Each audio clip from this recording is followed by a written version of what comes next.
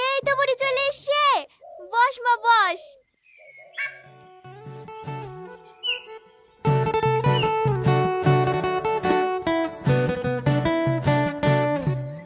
এই তো দেখছি আমার আজকের বয়ফ্রেন্ডের থেকেও কালো।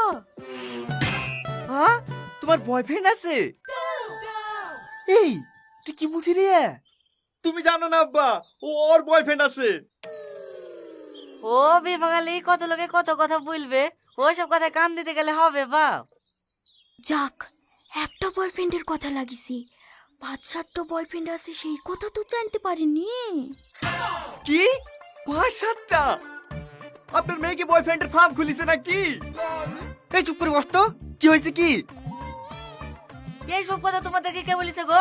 দেখো দিদি তাকে, আমার মেয়ের মতন ভালো মেয়ে এই এলাকায় একটাও নাই, আর আমার মেয়ের নামে দুর্নাম করা। ছাড়ো ভাই ছাড়ো, ওসব কথা ছাড়ো।